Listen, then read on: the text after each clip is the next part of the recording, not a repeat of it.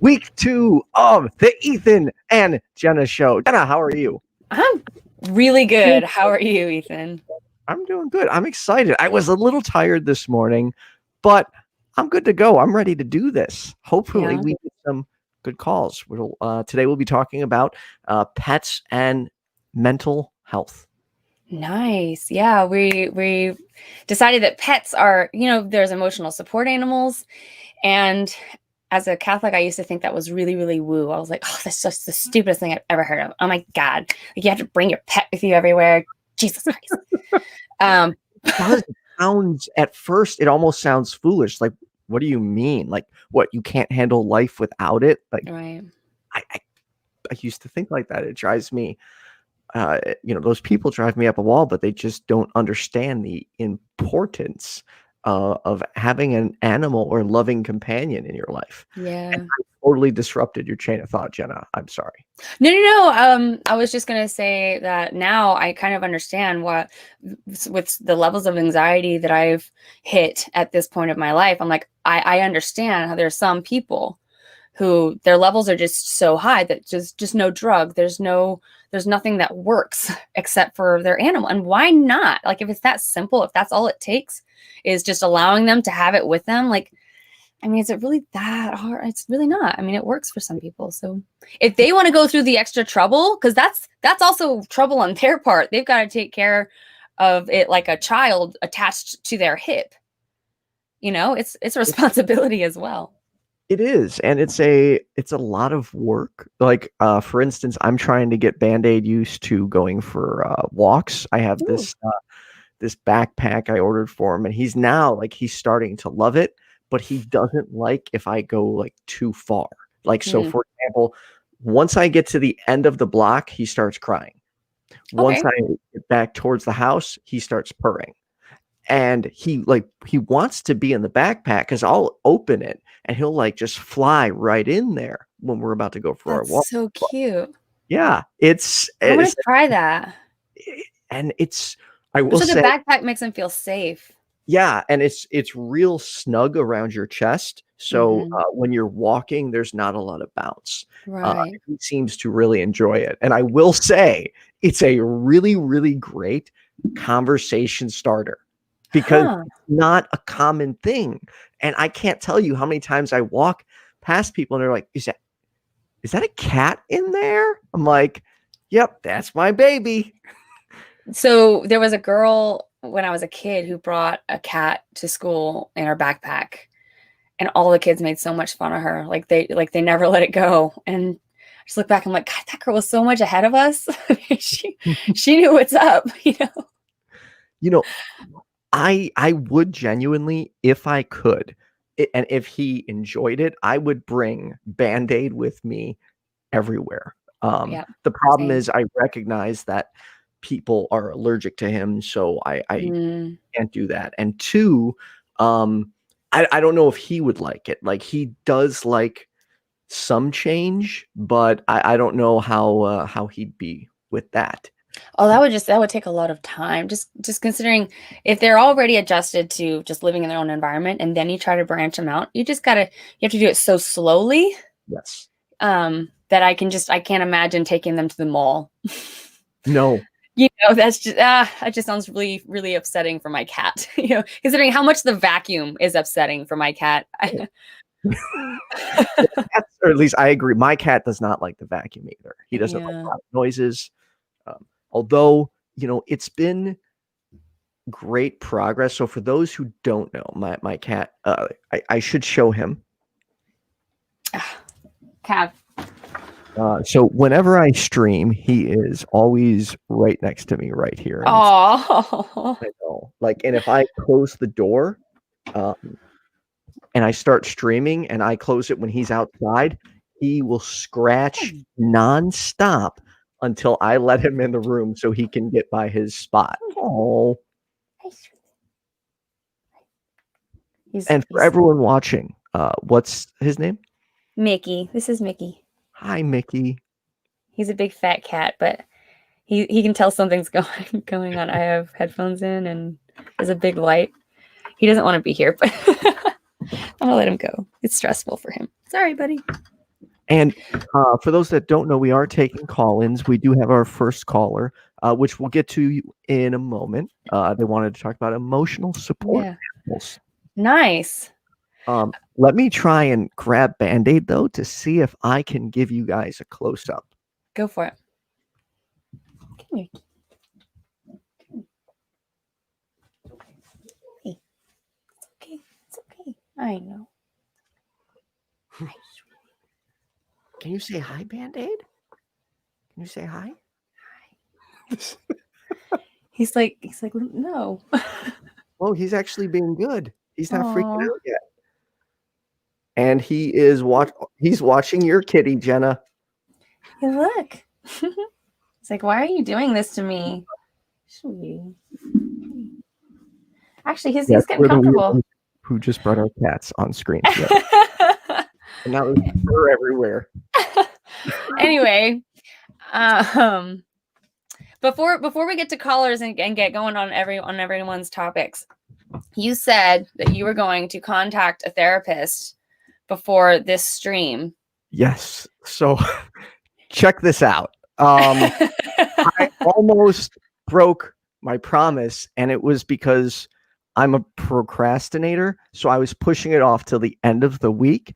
And then Jenna brings it up in our pre-meeting, and I'm like, oh my God. I'm like, you know what? I'm just going to call it right now. So I opened my phone, and Oz, you're watching right now. I called your recommendation. I left a voicemail with her. So yeah, I'm excited. Oz, thank you again for recommending her, and we'll go from here. But I did make the call, and I will make sure I get an appointment set up, because there is a lot of stuff in here that I need to learn to resolve and not be so hesitant or scared to talk about my problems, because I genuinely am. As I've said in the past, I still have that trigger where it feels like, hey, don't be weak. Don't talk about this stuff. And I struggle with that a lot. And I don't want, I often feel like I'm complaining, and I don't know, but I am trying to get better at it. And I do know that I absolutely need a therapist, because there are clearly things in here that I've figured out, like specifically the causes of certain problems, but I need to talk about that with someone. Sure. Yeah. You need to talk it out. I saw two therapists at different times, where both of them, I just talked the whole time. I just talked and talked and talked every time. Next week, talk. Oh my God, this blah blah blah blah. But then after that, after you get it all talked out, which takes a while, I finally reached a point where I found a therapist who I didn't need to talk it out with anymore. Instead, I'm like, okay, I just want to focus on healing. That's all. I don't want to relive everything again. So then we started, I've seen her for 6 months, and I just actually concluded my sessions with her for a while, until I guess I call her back and need her again. But on Thursday, because we've realized at a certain point that I've learned how to stand on my own 2 feet in a way, like I needed her desperately because I couldn't handle my panic attacks. Okay. And now I've found out how to manage them, and in that found out how to manage so many other things. And so I feel like I'm good now. Like I have built, a community around myself where I know where to go if I have a problem. I know what to do. So I feel really good. I'm happy for you, Jenna. Thank you. So real quick before we get to our caller, yes, my cat's name is Band-Aid. So for those who know me, they do know the story. For those who don't, I'll summarize it real quickly. After my brother passed away, that was, hi, Sassy Heathen. And hi, everyone in the comments. Best name, Kyle Brewer, Brian Gay. Oh, wait. I was trying to say hi to, sorry. Best name. Oh, you're fine. Crap. Put me back on track, Jenna. Sorry. Yeah. Band-Aid. Band-Aid. So after my brother passed, like a couple years after, I got Band-Aid. And I named him that because I considered him the Band-Aid to the wound that was, happened because of my brother's death. Oh. I That mean, I'm being, sorry to smile so big, but I would apologize for smiling. That being said, he did end up living up to the name because he's a feral cat and he was vicious. Like he was one of the final straws in which I'll get into later. Okay. In the destruction, or not the destruction, ending of my marriage, he was a contributing factor because he was so vicious. And I'm like, they're like, put him down. He should not be alive. You need to get rid of him. And I'm like, I can't. This is my baby. And I mean, I may have excused so much bad behavior, but now he is a loving cat and doesn't attack and doesn't bite and is now friends with a dog. So it's like, you know Wow. what? All that love and patience, and not like where people are like, well, hit him back or bite him back or do this. All that, like, clearly my method worked because now I have a bond with this. And now he is, he's just such a good cat now for the most part. Yeah. I could say the same thing almost. Not the same reason, but the same experience with my cat, in the sense that I actually started out with just spank their bottom, don't spank their face. Right. Don't hit their face, only hit their body. Right. And then it got to the point where I became an atheist. I started learning about people and I started learning about life. And I was just, you know what? This is an actual creature that has his own body, his own feelings, his own world going on. He looks at things. He's curious about, he's got his own thing. Why am I hitting him? And so I realized, when is he meowing? What is he at? He's asking for something. He's speaking to me when he's meowing. And most people don't get that. He's asking for something. And so when you just teach them not to meow, you're teaching them to get what they want another way. I have full-on conversations with my cat that my nephew pointed out. So because he'll like, oh yeah, and I didn't realize how in depth it was until my nephew comes around the corner the one day and he's like, Uncle, what's Band-Aid saying to you? I'm like, wait, what? Well, He goes, you're talking to him. What's he saying? And I was like, wow. I'm like, how do I explain this? I'm not crazy. I talk to my cat and he responds. So, well, you can read his body language. If you think about how much of our communication is body language, it's like, I look, for example, my cat, I thought that he wanted to come in here because I said his name, right? He starts walking towards me, right? I open the door and I bend down like I'm going to pick him up. So he knows that I think that he's coming to me. Right. And he comes halfway to me and immediately turns around and walks and stops right in front of the cabinet where the treats are.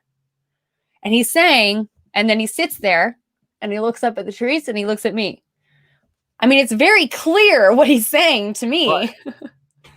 He's saying, I want my junk food. Yeah. All right. Should we get to our first caller? We should. We've been talking for 15 minutes, but hey, it's a Ethan and Jenna show, isn't it? Yeah. Hey, that's better. One thing to get used to is we both have some pretty rampant ADHD. And some pretty cool stories too. Right. So we are going to veer off topic all the time. That will be hopefully either exciting for some, but annoying for others. Hopefully we keep it on. Well, I think we're doing well enough. I think we're doing good. We're having fun. All right. Here is our caller.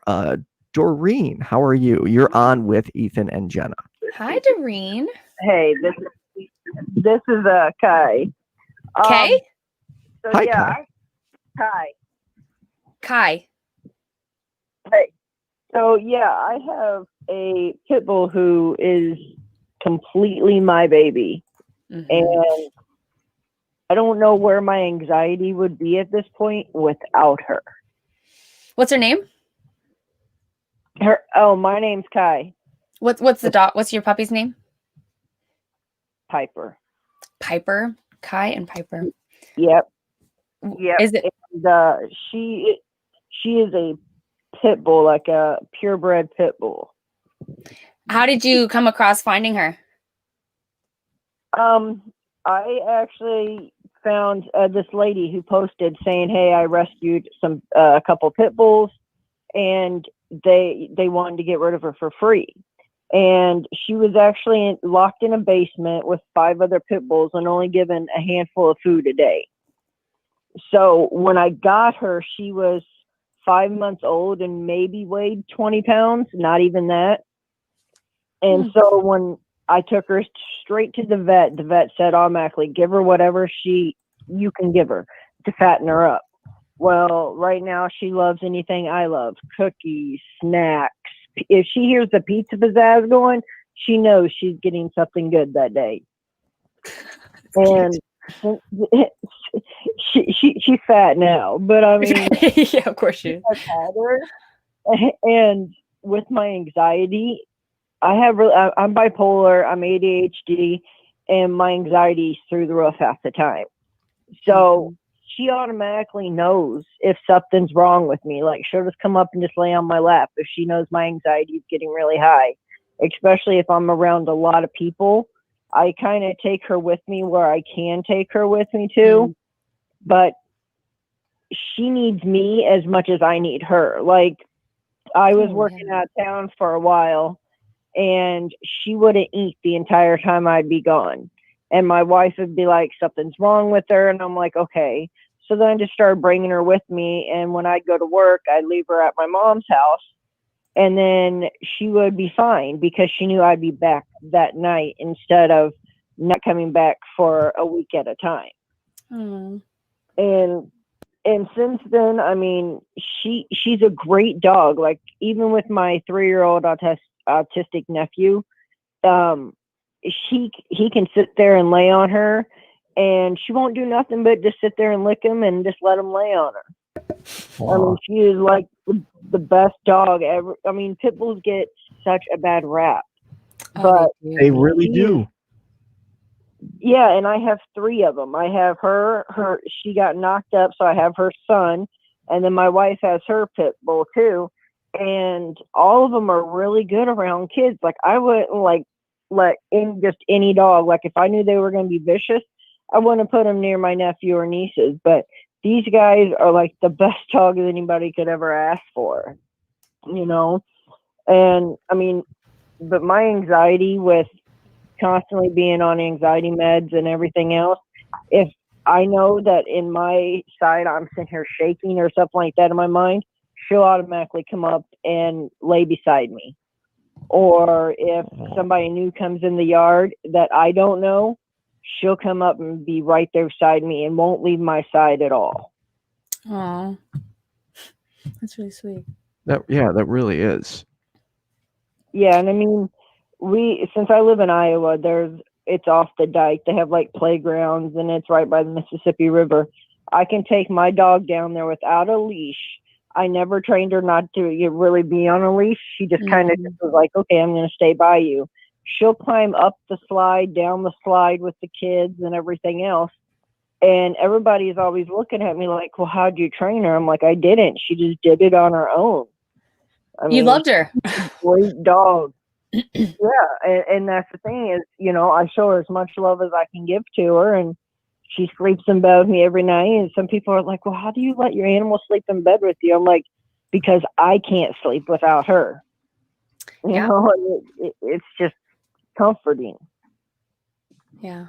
So, I just blanked. ADHD. No, I had a question. That will happen here a lot too. Yeah, it's okay. So go ahead. Please.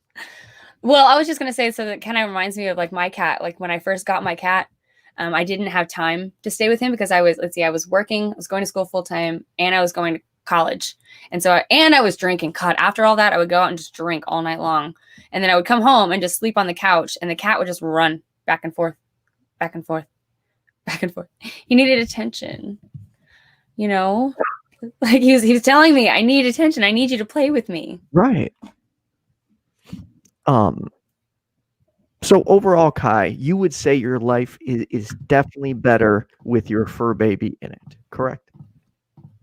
Oh yeah. And I mean, I would go to the ends of the world for her. And that's the thing is, You know, she's 4 now. And, you know, and when that time comes, I'm going to lose my shit completely because she is my baby, you know? How long do pit bulls normally live? About 10, Well, 15? my wife's mom's one is like 18 right now. Oh, wow. That's a long time. Yeah. And I mean, still pretty healthy. And I mean, all mine are healthy, but I mean, Piper's really healthy and the doctor don't see nothing wrong with her. And, you know, she's just an overall good dog. That's what you hope for. You know, I think pit bulls are the sweetest. Like for some reason you look in their eyes, right? It's the eyes for me. What is it for y'all for your pet? Like, is it just how soft they are? Is it how cuddly they are? What is it? I think it's my, It's pretty much, sorry, Kai, please. Go ahead. it's the cuddliness. I mean, I know that when I go to bed at night, she's underneath that blanket right by my back. And if she, you know, and that's how I go to bed. Cause I go to bed, I work morning shift, like early morning, 3 a.m. So I'm in bed by like 5 in the afternoon, 6 in the afternoon. And she'll just come up beside me and I'll be laying there, you know, tossing and turning, mind racing. She'll come up, crawl underneath the blankets, lay by my back, and I'm out quicker than anything. Right. Yeah, that's so sweet. I love when they sleep with you. It's like a special because my cat doesn't sleep with me all the time. So it's like when he does, it's special. What about you, Ethan? I wish my cat would, so when I moved, he would, when we first moved, he would sleep in between my legs. But then once he found his spot, he was like, okay, Dad, I'm good now. I'm grown up. I don't need you. And now he's more loving, but he's not cuddly at all. Like he does not want to be cuddled. He very, very finicky, like the way he wants to be pet and the way he allows you to pet him. And people always see this cute little innocent baby. And I always have to be like, hey, with this guy, you do have to be more cautious. You can't just walk up and start petting him. You got to earn his respect first because he still occasionally doesn't necessarily lash out, but has like warnings where he's like, hey, if you keep annoying me, I'm going to F you up, man. Ears go back. Right. Like, get ready for it. He has a very certain meow where when I hear that, no matter where I'm at in the house, I yell like to my nephew and my brother, stop doing that. Like, right. Because I know what's coming right after that. Mm-hmm. He's going to swipe, right? Do they seem to baby you more like mine? When I get sick, she won't leave my side. Do your guys' cats do the same thing? You're like, if they know you're getting sick with like the flu or something like that, they'll leave you alone, or will they come near you more? I wish he would come near me more. Like when I was having like my some pretty bad anxiety like a month ago, which I talked about last week, yeah, he just didn't really care. He was just still like, yeah, I'm here, I love you, but I don't care enough to come give you attention. Oh. And by the way, for those who are watching, we are taking calls. If you want to talk about pets for babies and mental health, the number is at the bottom of the screen. It's 708-5-LISTEN or 708-554-7836. Also, if you like what we're doing, our Patreon is up and the Buy Us a Coffee crap is up. Links in the description. Kai, I want to thank you for calling in. Thanks, Kai. You know, pit bulls have such a bad reputation. I think it's so sad, and it's because we've demonized them. And you know what's an interesting part? So, what do you think about this? Some people think no matter how sweet a pit bull is, in the right situation, they have simply been bred to be violent in certain areas. So they're just not worth that risk. Yeah, I would agree. But I think again, even if they've been bred that way, they can still be raised very differently. It's kind of like us. Yeah, that's true. We've been damaged. We have. At least I have, but that doesn't mean I'm not worth anything. So no, I agree. let me know how you would respond to this, because the other day, let's just say someone had said to me that they were very damaged and didn't like want to get close to anyone, so they needed to keep a distance from people. And I'm like, look, you're not like, I get it. Or no, sorry, this person said broken, not damaged. And I was like, yeah, we're all a little damaged, but we're not broken. We just, some of us have tougher or different struggles than other people. So please don't look at yourself as broken. You're not. Well, I don't know. See, I'm not necessarily comparing myself to others. Like, I would never say that I've suffered more than anyone else on the planet. I have no idea. There's no way to compare. There's why even try, right?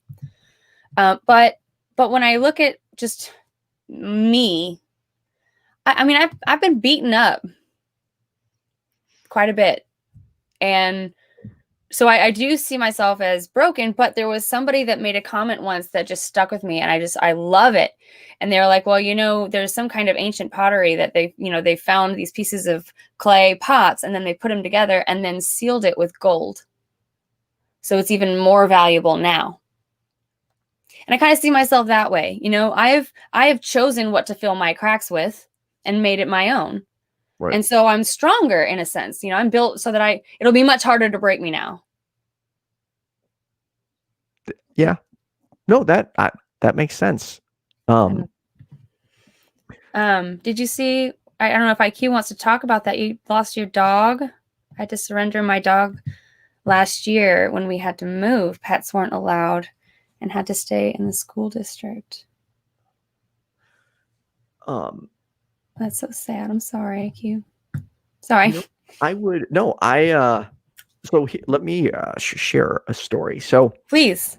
As I said, Band-Aid was very vicious. I'm going to pull up a picture real quick. I didn't have time to upload the rest of them, but that it was on both arms. He viciously attacked her. And the hand wounds like inside here were really bad. So she had to go to the hospital. She had like five or six doctor's appointments, one with a hand specialist, and she's like, I want this fucking cat put down now, because this was unfortunately this was the worst time, but this was unfortunately kind of a reoccurring thing. He would attack her a lot. I wonder why. Do you know why? I don't know. I think a few things. Her and I had different philosophies. Like, I'd be like, hey, look, he's getting pissed off. Just leave him alone, walk away. You can't reason with a cat. And then she's like, well, no, I'm the owner. He has to do what I say. I'm like, it's not going to work with him. Good luck with that. And sure enough, yeah. I don't want to go into too much detail because it's a sore spot for both of us. We are on good terms now, but she does not like Band-Aid at all. But I mean, so he has had the police were called twice on him, because when you go to a doctor, in Illinois, you call the police. So I had to bring him in for vet twice.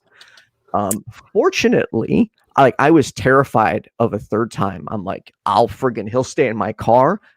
He is not getting put down. Fortunately, in Illinois, they don't, or at least in my county, they don't have that type of rule in place for cats.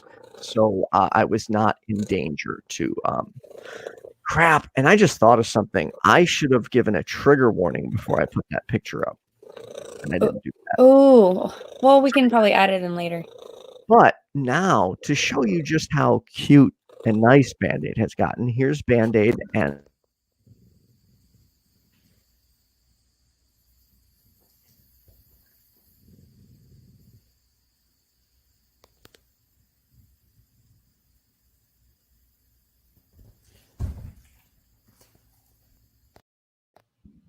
so my baby has come a long way. That is adorable. We have our next caller. Awesome. Who is it? I don't know. It looks like it didn't say the name. We'll find out. Hello, friend that we haven't met yet. Yeah, you are on with Ethan and Jenna. Who's this? What's up, guys? It's Oz. Hey, Hey, Oz. dude, how's it going? Chilling. How are you guys feeling? Doing well. Hey, Pretty I good. hear we are doing a show with you. By the way, this is Yeah. Oz from the Atheist Roundtable. Not the great and whatever Oz from the Wizard of Oz, just Oz. I mean, the Wizard of Oz is fun. Dude. And by the way, Oz, thank you for sending me that therapist. I'm pretty sure you were listening. I just called her right before we went live and left a voicemail. So thank you again. Oh, you were more than welcome, my friend, and you will love her. She's been a huge asset for myself, my mental health, and even my relationship with my fiance. So I think that. Very sweet. So, do you have any fur babies? Well, I did. I did. I went through a divorce, let's say 3 years ago now. I think it is something like that. And I had two pit bulls of my own, and she kept them in the divorce. So that was, that was like, not only did it, because we had four children together, and then we had the 2 pits, and so all 6 of them were kind of ripped out of my arm, so to speak. So that was a tough timeline for me. Sorry about that. Yeah. Dude. But you still get to see them, right? All of them? Yeah. Yep. Okay. Yeah. And well, she got rid of. So I had a male and a female pit, and she did give the female away, but kept Stitch. Which Stitch was my buddy. He's a low rider, big blockhead pit bull, and every time I come to pick up the kids, he darts out the door. He wants to be all over me and jump all over me. So he still very much knows who I am, and then obviously I get my kids every other week. State of Indiana is that's a whole different story we talk about there. Very one-sided. So I get my kids every other weekend, but I still get to see them all. That's good. That's good. I'm glad. Do you have any? Do you want to get another one? Another pet? At this stage, the answer would probably be no, just because of my schedule. If I have one, I want to be able to take care of it properly. And that's responsible. What's that? I said that's responsible. Yeah, I don't want it to be neglected. That makes me feel like a piece of shit. So right. But to realize that you don't have the ability to give it, even if you want it, like to be that selfless. That's respect, man. Yeah, I would love to have another pit. That's really all I've ever owned. Well, I had a Rottweiler years ago, but those scare me. Are really all I've ever owned. Why? I guess because of the movies. Not just the movies, but I had a neighbor who had a big one that was not like they always had to put it away because it was violent. And I'm like this little kid next to this big Rottweiler. So I grew this huge fear of Rottweilers, followed by a huge fear of Doberman Pinschers. When we had lived in Mexico, my parents got a Doberman Pinscher, but this thing was terrifying. Like I thought it was going to eat my face off. I wouldn't go near it. And eventually they realized it was too aggressive. So they started just keeping it outside. And I'm thinking, why would you keep this dog here when it could literally bite my neck off? I'm just a little kid. So, so I have to what you guys were saying earlier with the kind of the stigma behind, so pit bulls are the bully breed. The bigger dogs, your Rots, your Pinschers, it all comes down to training and, like you guys talked about, the love that they receive. My pit bulls, if you were just to look at them, they looked intimidating, right? The pit bulls can have that look. But once it didn't matter whether it was a little 4-year-old child or a grown adult, as long as you weren't up to something suspicious, they were like little babies. Right. I hate that. I hate that stigma that those dogs receive, because it comes down to the owner. if the owner is showing that animal love and taking care of it and feeding it and loving it and doing all the things that, any of us require to be, to be healthy, they're going to be healthy, loving dogs. But yes, if you neglect them and you treat them like shit, they're going to act like wild animals. Mm-hmm. It's common sense.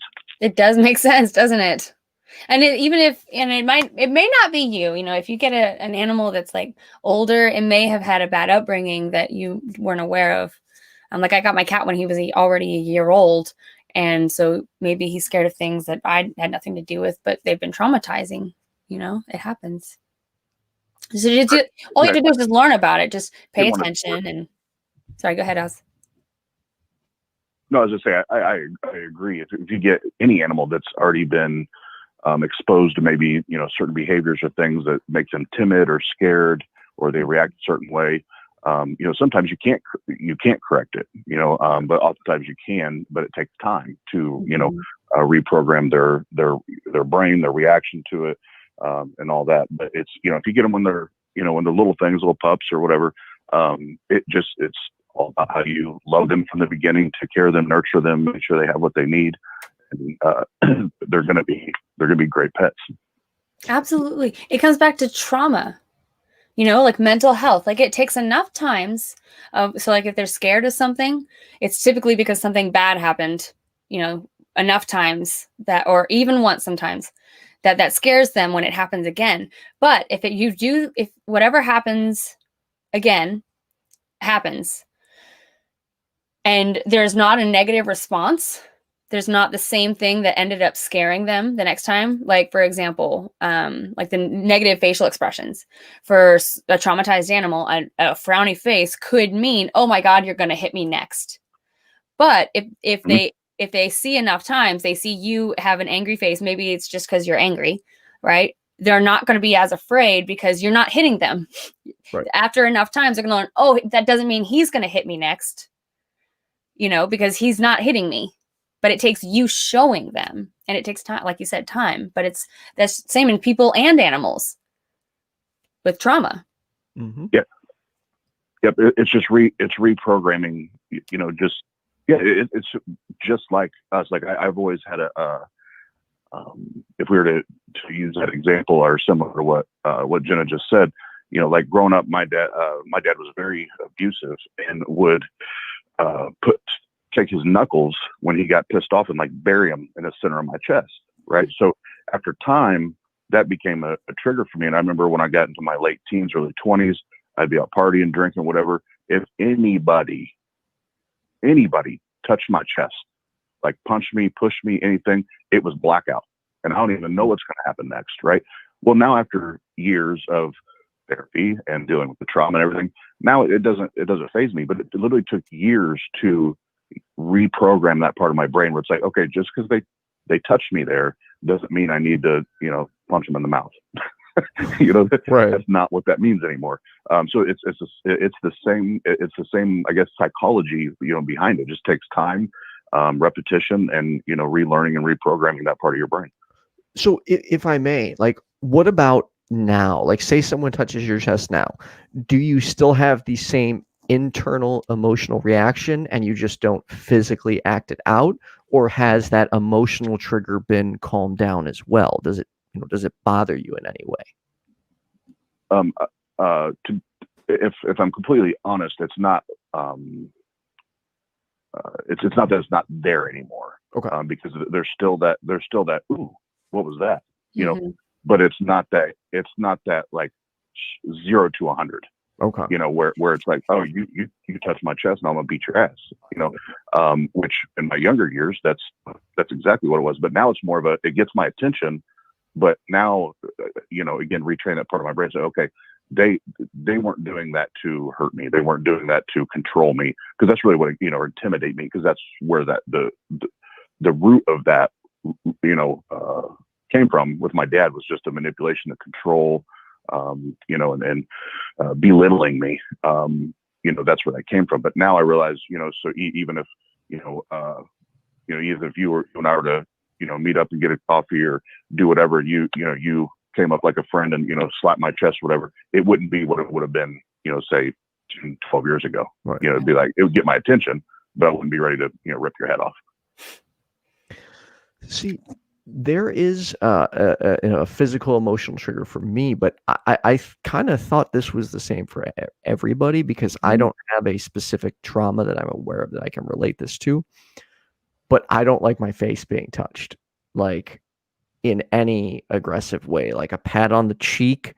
Like that to me is like very, very disrespectful to do. So now, while I personally, though, I don't physically react, I've always had good self-control.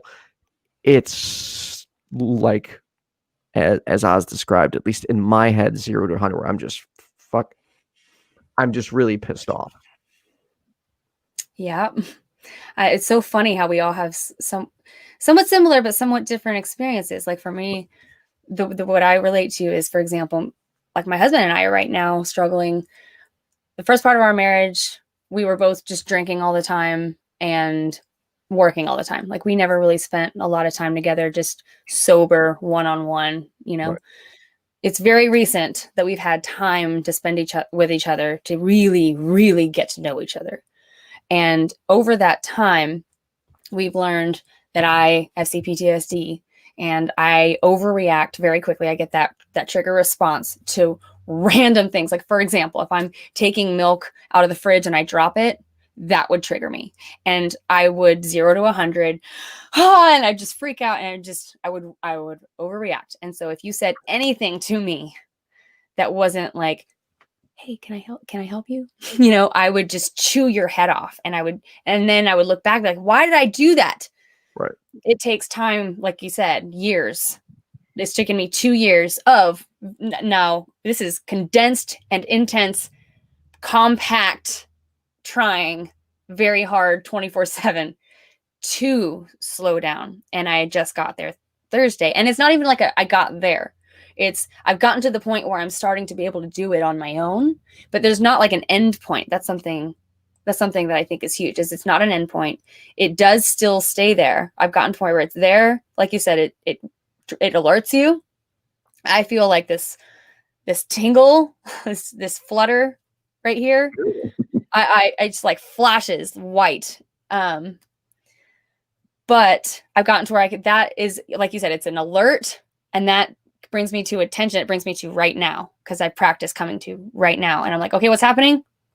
Oh, that's my husband. That's not anyone. Okay, I'm fine. I'm good. It's okay. And then I say, okay. Oh, I almost overreacted just then. It's good. It's good. You know? Yeah, and it's like all three of us said. Now it's over time, and like anything, you know, they say, you know, repetition is the father of learning. You know, and that comes in anything and everything. And it's taken me years to replace the violent reaction with, oh, okay, this person does not have those intentions. Right. They love me. That was a loving or an endearing, you know, pat or you know, whatever, to my chest. So yeah, it just shows how complex and how crazy the human brain can be. I agree. I'm actually obsessed with doing research about all that. But to bring it, I wonder if we could, how to bring the pets into this. Like, I wonder if I should try next time I get like really triggered, if I should go find my cat. That's actually a good idea. Like, oof, Mickey. I wish I would have thought of that when I was having a hard time. Like, I guess I did. I remember looking at Band-Aid and thinking, why can't you just come cuddle me, you little asshole? Right. He always runs away. I'm like, no, come back. Well, thank you, Oz. Yeah, thanks for calling in. So vulnerable and open. And look forward to the roundtable. It's this Thursday, right? No, when is it? Tuesday? For us is the 18th of 18th of October. October. This is several chats. 7 p.m. Central Daylight Time, I believe. Is that correct? Yep. Okay. Yeah. It would be 9. Are you guys 2 hours behind us? Because we're Eastern time. 1 hour. I forget. Okay, so 8 o'clock your time, 9 o'clock ours. Oh, okay. 8 o'clock. Well, also, Awesome. for those watching, go like and subscribe to the Atheist Roundtable. And Oz, thanks for calling in. And ours, if you're late. Yeah, if you're just now tuning in, if you could press that like button and also subscribe. We're trying to get to 100 subscribers so we can get a custom URL. So we need your help. Pretty please. And share. That's a big one. Yes. And we're also we're trying to figure out specifically how we're going to do this, but we're going to be giving away, for the record, it's used, it's not brand new, a laptop. However, if you're outside the US, you'll have to cover shipping. If it's in the US, I'll cover the shipping. Yeah, we're going to give one away. I totally forgot how we're going to do it. We're going to have you like, and we'll announce it. So what you do is you subscribe and share to each of our channels. His show, Your Friendly Neighborhood Atheist, my show, Jenna Belk, my channel, Jenna Belk, and the Ethan and Jenna show channel. So those 3 channels, if you subscribe to and share wherever you want, just show us that you shared, tag us in it. Yep. Then we will put your name in a drawing. And so we'll put all of your names on pieces of paper in a bowl, and we'll do like a random drawing. Yeah, and we'll do the drawing on the air. Like I'll put all the names so they can see, and then I'll just drop them in a bucket, something like that, and we'll give it away. Yeah, on the air. It does have Windows 10. It's got like 16 gigs of RAM, a solid state hard drive, i5, Dell. It's in like perfect condition. So nice. Yeah. Where'd you get it? So I have this habit, or had this habit, of just buying technology because I was obsessed with it and I didn't really need it. Like I pissed away so much money on it. So now I find myself in a position where like last year when I was getting ready to move, I had all these additional laptops and phones that I couldn't get rid of because I might need. When finally I'm like, you know what? Screw it. So I just like on Facebook started giving them away to people like, hey, post the why you should have this. And another one I did, post something nice you did for someone else, and whoever comment gets the most likes gets the laptop. Ooh. So, yeah, I gave away several of them, along with like a phone and an iPad and stuff, because they just sitting here. So yeah, I have one more, or sorry, I technically have 2 more, but one more I'm willing to give away for our show. So yeah, maybe we'll do that next. Hopefully we'll do that next week. Maybe we'll wait a week or 2, but we'll see what we got going on. Yeah, look forward to it. There's another one coming. We're not the best at organizing things. But I mean, we're going. We're doing it well enough. Well, I gotta say, I am really, really happy with the outline of our show right now. Like the way it looks, the coloring. It's pretty awesome. Who is it that designed it for you? Oh, Abstract Media. They're on Facebook. If you like what they did, and if you like the YouTube thumbnail, she did that as well. She does most of my graphics and is always awesome and reasonable. Well, on that note, I have to give a shout out. Behind me is my new show's background for Carrot Noise.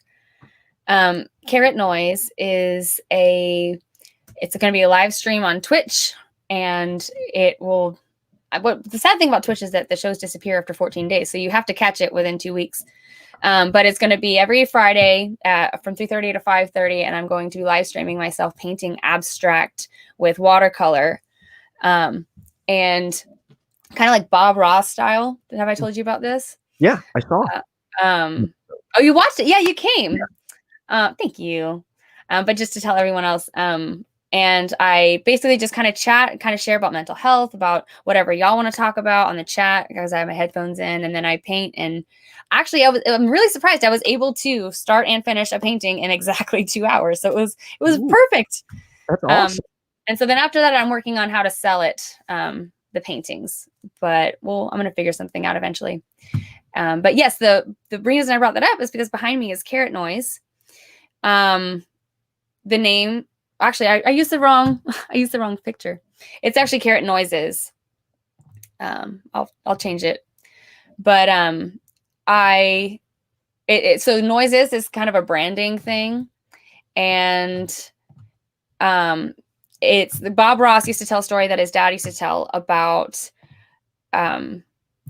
his dad saying that the best way to catch a rabbit is to go out into a forest and then go behind the trees, and when the rabbit when the rabbit runs by, you jump out and grab it, and then you make carrot noises, and then when the rabbit runs by, you jump out and grab it.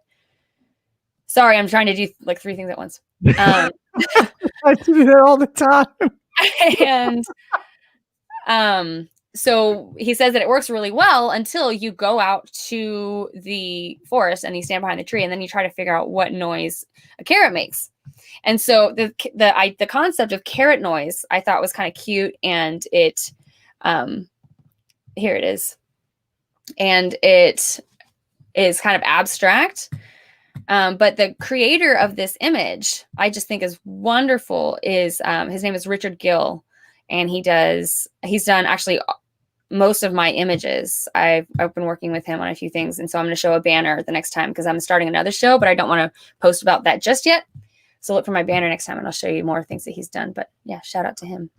Nice. And also, Puck definitely wants to normalize Twitch. I'm struggling with it. I'm not the biggest fan of it. Yeah, that's okay. You don't have him to. and I do friendly banter back and forth on which one is better, Twitch or YouTube. And there are many things about Twitch that are better, but overall, I have a personal preference to YouTube. That's okay. And by the way, we're here every Sunday at 11 a.m. Central Daylight Time. We're going to be pretty much talking about anything and everything on this podcast and how it affects you. Today, our topic is just mental health and pets. And if you want to let us know what you think, the number is at the bottom of the screen. Yay. Also, so every I'm allowed to we can promote our other content, right? Why not? Yeah, cool. It's our show. So that's a good point. Every Tuesday, I host on Your Friendly Neighborhood Atheist. The Perspective, it's a call-in show, but starting this Tuesday, we are adding in aliens. So if people have alien sightings, UFO stories, just their thoughts in general, they'll be able to call in. So I'm pretty excited to see the direction this goes. Here we go. I finally found it. No. Oh, yay, carrot noises. So I'll tell you what the name of the show that I've got coming is Genesis. Genesis? What's it about? It's going to be my story. So what I've got is Atheistasis, where I'm interviewing people and I'm learning from all these different perspectives, trying to bring on atheists, theists, college grads, non-college grads, friends, non-friends, anybody, and just learn as much as I can and kind of share from my past experiences what I'm learning. And then Genesis is kind of going to be my journey forward from like, this is what I've learned at this point, and this is what I think about this, and then kind of the next, and this is what I think about this. And so it's going to be more of my thoughts. So yeah. Cool. Yeah. If anybody wants to hear. Like I said, I watched an episode and I highly recommend it. I've said this to you privately, and I'm pretty sure I've said it publicly, but in case I haven't, you and V are my favorite atheists. Like, seriously, you are two of the coolest people. So I adore you both. Thank you. We'll have to tag V in this. They're freaking amazing too. I agree. And then also, though, if there is a topic that you would like to see us cover, let us know in the comments, because unlike most shows, we don't have each and every week planned out. We're just doing our thing, which is, I don't know. I don't know how to describe our thing yet, but that's what we're doing. We're rolling with it. Yes, we are rolling with it. Okay, so we do have our next caller, James. I do want to remind everyone that we don't have call screeners just yet. So I am using an automated screener. So these calls could go any way. So trigger warning in place. I say bring it on. I want to challenge. I'm just kidding. No, I'm kidding. Be careful what you wish for. James, you're on with Ethan and Jenna. How are you? I am good. Actually, I've talked with both of you before on the Empathetic Atheist show. Well, hi. What did we talk about? Or what do you want to talk about today? Wait, what? So, your last name start with? No, never mind. How many questions can we ask you at once? Yeah. it's James Gibson, but my little icon is James Required. Okay. Are you in the chat? And I didn't. I'm in chats. I don't know. Okay. If That's okay. What's going on, James? Yeah, I like the topic about mental health. I think that in C19, with all the stuff going on, that we're all kind of indoors a lot more, and I think sometimes it's harder to check on your neighbors, and so. Yes. I guess I'm just asking for what your thoughts are on how to reach out to people while we're being stuck with these Zoom chats. So I find, at least what I've been doing, because I won't go like uninvited and knocking on people's doors. Although that might not be a bad. Well, I guess it wouldn't be a bad thing to do if COVID wasn't around. Yeah. So I'll just message like people randomly on Facebook, be like, "Hey, how you doing? How's life been treating you?" Because I find that like when people have done that, to me, that makes a difference in my mental health, especially when it's unexpected, or from someone you wouldn't, who's never done that. So I think just reaching out specifically in random can be really beneficial to others, and that's what I would recommend. Cool. I would say what I do is, so I used to think that, as an ex-Christian, I used to think everything has to have a label and a name, and I have to have a best friend and then another best, second friend, and friends circles of coworker friends. And I used to think I had to have labels for everyone. But now I realize, everybody's just their own person.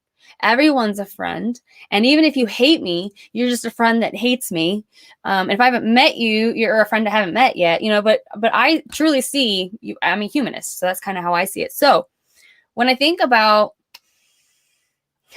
when I think about talking to people, I'm an extreme introvert, and I have limited energy to spend talking to people because I overthink everything. And so what I do is I'll go through, like, for example, Facebook or my phone list or something, and I'll kind of go through and kind of read the names of everyone that I have contact with and just kind of feel it out and be like, okay, who haven't I talked to in a while? Who might need me to check in on them just because I know that they struggle with things sometimes? Who do I just really miss? Who do I just feel like talking to? Like, who makes me laugh or who makes me whatever? And just kind of go from there. And I just send them a text. Hey, how you doing? And then just see what happens. Yeah. What do you think about that, James? No, I mean, I think those are all good things. I think even though I'm a theist and you guys are atheists, that we can agree with mental health and taking care of each other are great fundamental things. And during COVID, we're not able to have that community closeness. The churches I go to, we're not able to offer community meals as much often, which did benefit people of lower income. And so that's unfortunate. So we're like rethinking out the box, like getting lists and dropping off food on somebody's porch, like a deal dash, and then leaving. Just kind of reinventing how we keep in contact while social distancing. I have an idea. Ooh, let's hear it. So you live in like a neighborhood, right, James? Yes, I live in a neighborhood. Okay. So in that neighborhood, I would knock on my neighbors' doors, introduce myself, say, hey, I live here. I would have a mask and I would keep back, I would even carry a bottle of hand sanitizer around with me just so that people felt safe. Right. I ring the doorbell, knock, whatever, step back and just say, hey, I haven't, what I want to do is I want to try to get as many people together as possible in this neighborhood and have like a crock pot, like just cook for everyone to where, hey, you contribute the carrots and you contribute the bread and you contribute the potatoes and you contribute whatever, and then just leave it on your front porch. Decide, just kind of talk to each other and decide who's gonna do what, because you can all do different things. I think you could do something like that if you wanted to. What do you think? Am I going crazy? Am I completely out of the world? No, I think that right now in particular we need to think outside the box, because there are a lot of people who are either stuck home or not employed, or they don't have the means physically in certain things. And so, like, as a theist, if they asked me about Jesus, I would talk to them about Jesus. But my primary concern is not throwing Jesus at them, but it's meeting the needs, like if they need clothing, if they need food, all that is a given. What does Jesus have to do with food? Well, no, I'm just saying, clarifying that if they asked me about it, or like, ask you about why you're doing what's this, how are you organizing this, then you answer those questions. But you never lead with, I need you to take Jesus, and then you get gay. No, I wouldn't lead with that. No, I would wait till. Not doing that. Yeah, no, thank you. No, I appreciate. That's fine. You believe what you want to believe. If you want to talk about it, we can talk about it. But no, I'm sorry I said the atheist thing. That was just because the only reason I brought that up is because I used to have a very fundamentalist mindset where I thought that there was an extreme order for things, and I took it in an extreme way. But that's the only reason I brought that up. But I was just thinking about if you could get the community together for food, just because it is hard. You said it is hard to get enough food for everyone. And so if this is a neighborhood that's struggling, get everybody to contribute 1 or 2 ingredients and just cook it all. Because then you don't have to, it's so much easier. Cheaper too. Yeah. No, absolutely. And you have less waste. You know how much less waste. There was a lot more community meals and things that were pre-COVID, but now we're like 7-8 months into this, and we're getting ready to go into wintertime, and we're trying to figure out how to make sure we keep feeding, clothing, and taking care of people. Ooh, or even better, potluck style. Like have everybody cook a dish. What do you think? That's kind of interesting. You drop your dish off, I'll drop my dish off. Right. Have everybody have a safe line and go through the line and taste everybody's dish. That sounds like a good idea. It does. That sounds much easier. Maybe think about it. I don't know. I'm just trying to help.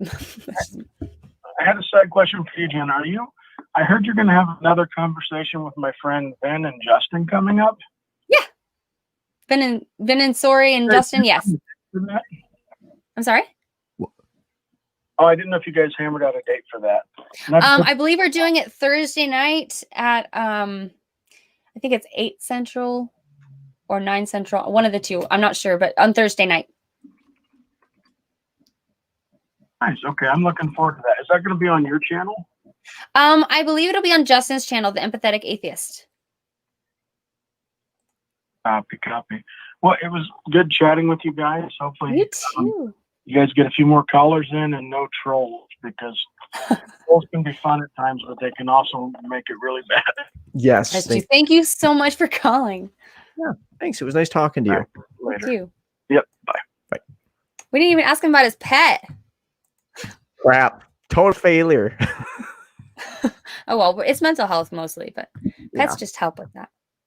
They do. I am truly grateful that my little baby is in my life, and I can say, like, I've already thought about the day I'm going to lose him, and I know I'm going to be so screwed when that happens, because I have never in my life bonded with an animal like I have with Band-Aid. Like, I've had pets in the past, but they were just that. They were pets. Like, Band-Aid is like my kid, man. Like, obviously you can't compare him to having a real child, but it's like, I genuinely, like, this little dude makes me so happy, and he does like the cutest, most random things. Like, for example, he keeps stealing my nephew's teddy bears and humping them.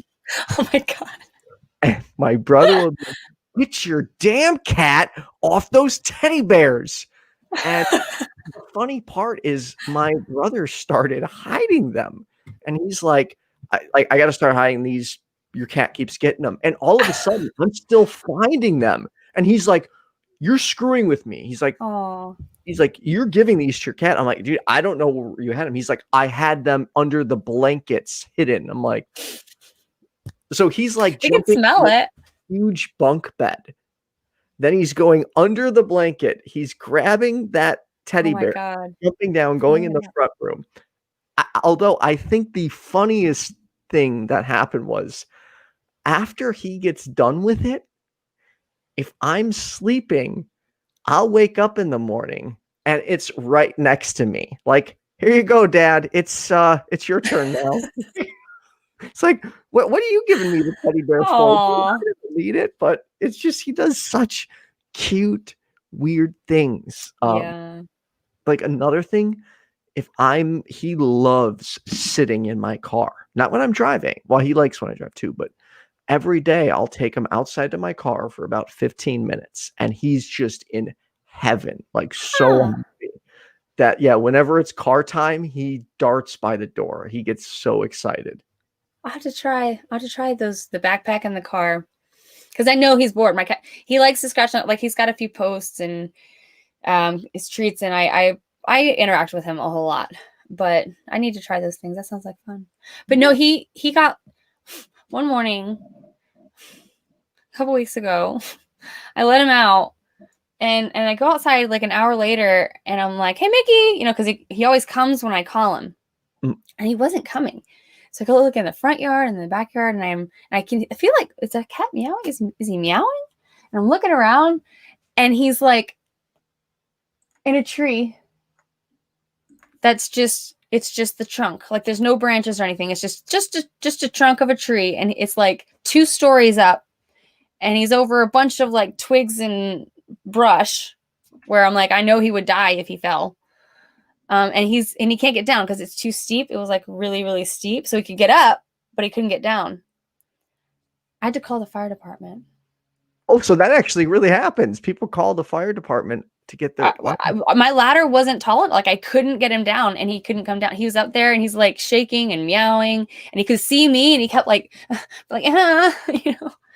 Oh my God, it was like the worst day. I was crying. It's like he just wants to, man. And for those that don't understand, because I know, again, I was one of those people who'd be like, it's just an animal. Like, okay, what's the big deal? You don't need it next to you all the time. Like, it's if once you form a bond, it really is very, very close to, in my opinion, a human bond. It's a different type of bond. Yeah. But it doesn't mean it's not real or less relevant because it's with an animal. It's just as important. And I would be friggin' heartbroken without him. Like when I moved out of my house, and my ex-wife and I split, like that's what I had is my little baby. And like he was like that one little thing that, because I was in a new place, that made me feel at home. Like I got him, I'm okay. And he played and still plays just a huge role in my overall happiness. So that reminds me, I got Mickey because I had just gone through this really, really bad breakup, and I moved from my home back to St. Louis for 1 more year because my parents were there. And so I got my own apartment and I got my cat. And the reason I picked him was because I tried 2 cats. Like I went to the Humane Society, and he was just so purry. Like he was just, his tail is going like this, and he's just, oh my God, he was just so like me. Sorry, that's why I picked him. I don't know. I do that. Like I'm very dancey anyway. You're excitable. You're bubbly. Yes. We both do that. Like when I get excited, I'm like a little, like a fire, like you can't contain it. I'm like, and the more excited I get, the higher my voice goes. So it goes from like dude to dude to dude. Like, that's how you can tell my level of excitement. And it happens over like some of the stupidest things. It could be food.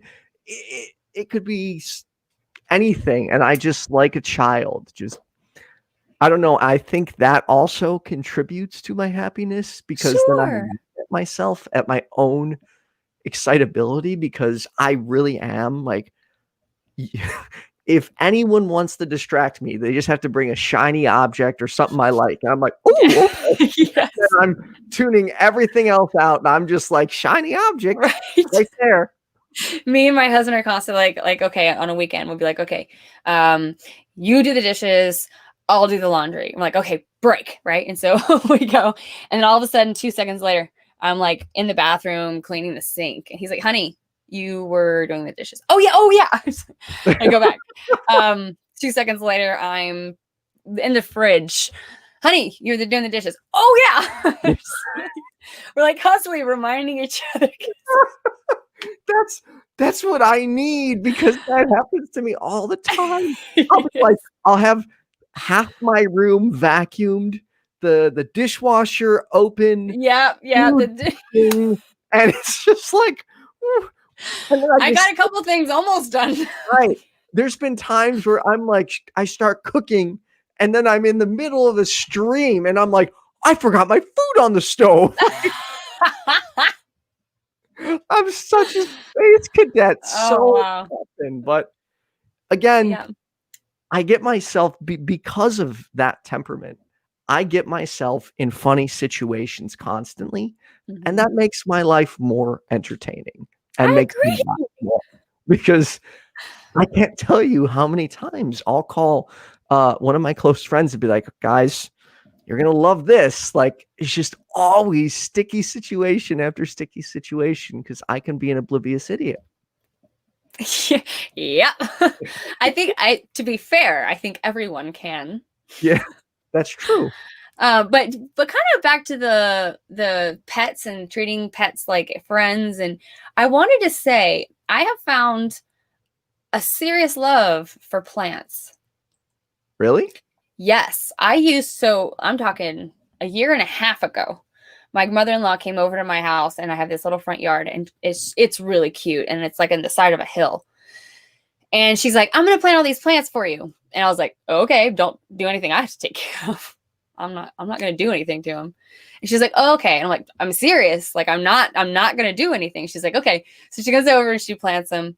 And she's like, so how are they doing? Are you watering them? I'm like, nope. I told you I have a black thumb. I don't do plants. I have too many things going on. Turns out I'm so glad she did that because after that, she gives me a plant and I happened to really like it. It was an iron cross begonia. So it's got really fuzzy, like textured leaves and tiny little balls for flower. It's just really, really cute. And I took care of that one plant for 1 year because I'd never been able to keep a plant alive longer than it takes for it to die. So I figured out that what I was doing is I was kind of reading the plant. Like when it started to lean that way, then it's getting enough sun. Now I need to turn it around so it gets stronger, right? And the more you do that, it gets stronger. And so I learned, when the water, you water it until the water comes out the bottom, and then you kind of shake it, and then you leave it for a week. And when it's dry, you do it again, and you kind of read the plant, the leaves, if they start turning brown, if they start turning yellow. And it's kind of like reading people. And you start to, I don't know, I've fallen in love with a couple of my plants, and I wanted to share that because I think that's, again, it's not like having a best friend, but it's like having a relationship with a plant. It's just different, it's just different. And I'm propagating the crap out of it. So might sell some little twigs off of it for the Ethan and Jenna show. Well, maybe I should buy a plant then too. Although honestly, yeah. Succulents are the easiest way to start because the only way to kill it is to overwater it, really. Okay. That's good to know because I'd probably kill it. Just leave it. And then you'll find, oh my God, that's staying alive. Let me try something else. All right. You want to get to our last caller? Oh, we have another caller. Yay. Yes. All right. This will be our last caller for the day. Reminder, we're here every Sunday at 11 a.m. But Kenneth, you are on with Ethan and Jenna. How are you, Kenneth? Hey, Kenneth. You know what? I'm doing real good, you guys. And Ethan, I got a bone to pick with you because you've said something a couple of times, and I want to push back against it. You talked about the love and the attachment that you have toward Band-Aid, but you've downplayed it and said, well, it doesn't really compare to the attachment that someone feels toward like a child. And I don't think that our brains, when we feel attachment, when our hypothalamus starts cranking out oxytocin and vasopressin, our brain doesn't know if we're responding to a cat or a dog or a little human baby. I think that the feelings are the same. And I don't think there's anything wrong with just owning that you love your cat in the same way from a brain chemistry perspective that people love their kids.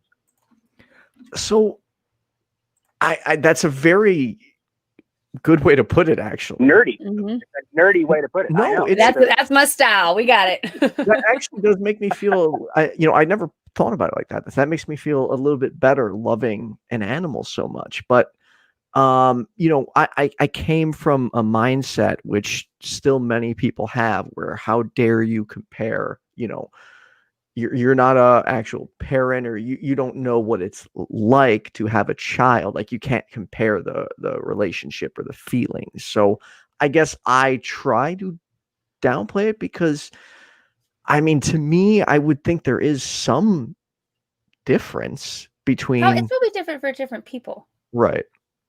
But sure, absolutely. I do. Okay.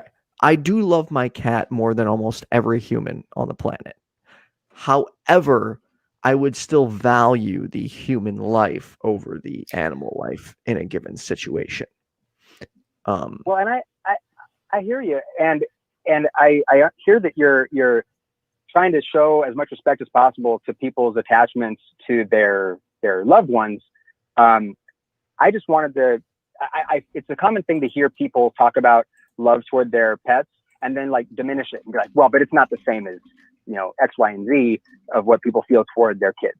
And sure, it's not the same. Nobody's experiences, you can't quantify these things, but at just a hormonal level, when we talk about love, and especially the type of love that's associated with attachment and family type of bonds, these are hormonal responses. Right. And, when someone's brain chemicals start telling them this is love that I feel toward a person or a thing or an animal, I think that it's important to not diminish our own feelings in that way and be like, it's not as serious. Because it may be is really the point that I'm trying to make, because your love for Band-Aid is, it's probably stronger than love. Some people's love for their kids. Yeah. My brother makes fun of me all the time for how protective I am over my cat. He's like, dude, you're such a freak, man. You got to relax. I'm like, you don't understand. This is like my first, kind of like when someone has they're more paranoid over their first kid versus their third kid. This is my first cat. Yeah. First bond this strong with a cat. So it's like, yep. Even though he can clearly protect himself, I still have to put this bubble around him. Like I don't even want to be introducing people to him. Like, I don't want him to come to my house because I'm like, no, I don't want them to meet my cat just yet. That's like 6 months down the line. You gotta earn that. Right. Well, he's your dependent, technically. Right. He doesn't have to be your child. Child is for humans, but you could say he's your dependent. And if you can't get along with my cat, then we're screwed, because that didn't work in my last relationship. So they've got to be Band-Aid friendly, because that's cool. I need him. That's your baby. That's your baby. It is. What was the other thing you wanted to say? Do you remember? Me or Kenneth? Kenneth. Oh no, the whole thing was just about really just trying to validate Ethan's love for Band-Aid. That's so sweet. I just kept hearing Ethan be like, I love my cat so much, but not as much as these people do. And I was just like, come on, man. Yeah, you can just say, I love my cat so much. Yeah. Kenneth based on one of the comments I just saw, you should do a TED Talk. Like, ooh, yeah. that would be a treat. And I hear, is it true you're now a YouTuber, Kenneth? Oh, he's not a YouTuber, right? No, but I have a channel and I do videos on YouTube, but you know, that doesn't mean anything, right? So it's not like evidence in support of a claim that I'm a YouTuber, is it? I think you're a YouTuber, and I'm happy you're a YouTuber, Kenneth. It depends on how you define YouTuber. Right? I think I'm a YouTuber. Am I? Or no, I'm a content creator. I promise the not a YouTuber bit is going somewhere. I'm sure you'll be a YouTuber one day. Welcome from everybody. Yeah. Yeah, and make sure you subscribe to Kenneth's channel. Get him to 100 subs as well, so he can get a custom URL. Kenneth has very interesting points. I love hearing what he has to say. Agreed. And also, Kenneth, if you haven't yet, from a computer, when you have time, go to your channel and make sure you enable live streaming, because it takes like 24 hours. So in the instance you ever want to do it last minute, you won't be able to if you don't have it enabled. Gotcha. Wait, say that again? I'm gonna check this. I'll read it again. Awesome. Thanks for calling in, Kenneth. The encouragement and support is great. Appreciate you guys. Have a good day. Thank you, Kenneth. Hey, Kenneth, Okay. I appreciate you. I appreciate you. But no. Oh, I love the love. Sorry, I'm giddy. Let's just don't apologize for that. I'll explain in a moment. Thanks, Kenneth. Thank you, Kenneth.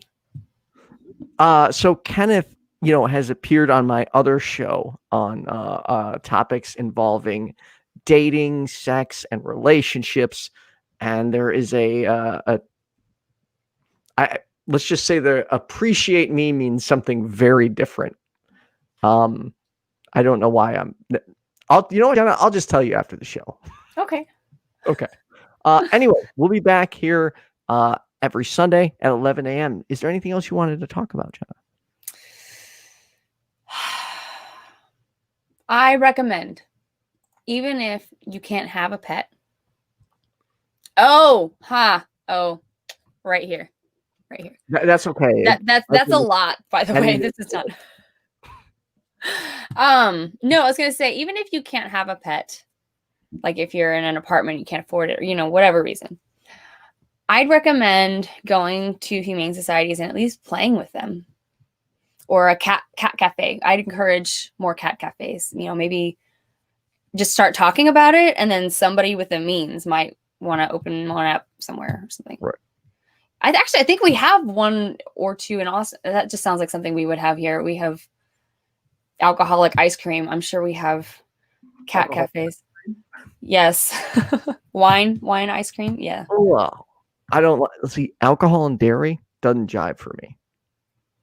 Yeah. I don't, maybe it's sherbet style. I don't know. But yeah, so I recommend just associating with animals, because and also, this is the other thing. This is the main thing I wanted to bring up, actually. What I try to do is I try to say, okay, what kind of animal am I? Like my husband always says, I'm an Aussie, an Australian Shepherd, because he's very smart. He's very friendly, very, very, very devoted. Right. That's just kind of his personality style. He feels like he can relate to Aussies. And I feel like I can relate to very specifically my cat. My cat and I have very similar mannerisms in many ways. And I don't know if he took after me or if I took after him or what, but cats for me mostly. Probably. But what I do is I'll try to ask my friends here and there, like, what kind of animal are you? For one of the reasons is because it kind of brings us back and kind of reminds us that we are actually animals. Like that's what we are. Right. So something that I learned that I thought was kind of cute just to share was that when dogs look at us, the reason that they love us so much is they see us, we kind of look like puppies to them. Like that's how we make them feel when they look at us.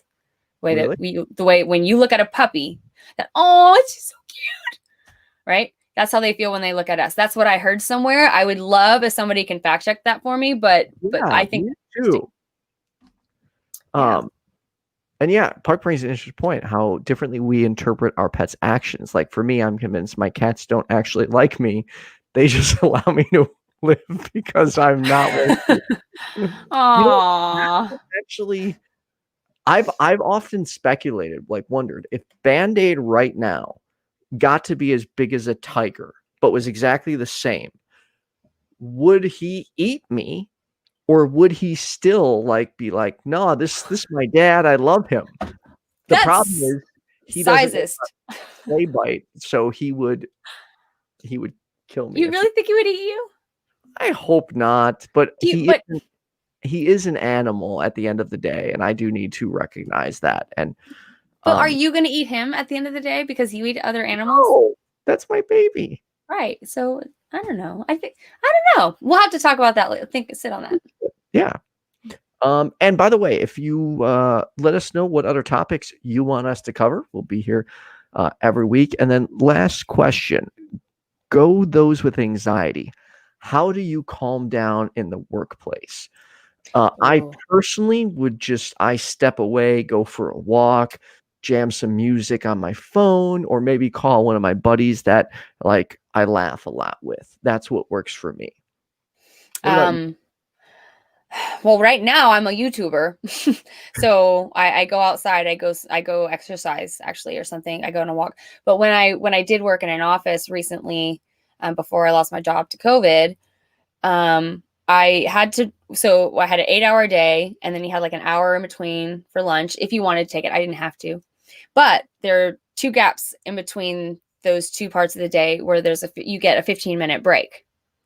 And I would take that break, and there was, lucky for me, there was a room that I could go to, and I could close the door, and I meditated for 15 minutes. And what I would do is it would literally feel like I took like an hour or 2 long nap, and it would just refresh me. And I felt like I just woke up and I only had to go to work for 2 hours because then I could just do it again, So that helps me. Meditation and going on a walk, exercise. I definitely need to. Yeah, walking helps a lot, but meditation is something I need to work on. Thank you for asking. And thank all of y'all for coming. Oh my gosh, there's so many of you. I love you all. Mwah! I know. Thank you all. This has only been our 2nd week. I think it's going pretty well. We've had a lot to talk about. And do you want to finish up again with the laptop and remind everyone what's going on with the laptop? Oh, yeah. Okay. So like and subscribe to this channel, Jenna Belk's YouTube channel, and your friendly neighborhood atheist YouTube channel. For the next 2 weeks, we'll be giving away a laptop. No, it is not brand new. But it is in like near perfect condition. It runs like a peach. Make sure you tag us. Oh yeah, so that we can see it. Share our channels and tag us. And what we're gonna do is we'll write all the names down. I'll put them in a bucket. I'll show you them on camera, and we'll give it away. I did also do this several times in the past. So for those, if you don't believe me, feel free to message me, and I can send you to people who have won a laptop from me before. So I hope everyone has a really good week. Stay happy, stay healthy. Social distance as much as possible. Be responsible, but take care of your mental health. Take care of yourself first. Can't give from an empty cup. No, awesome. It was nice seeing you again, Jenna. Thanks, Ethan. You too. See y'all later. Bye.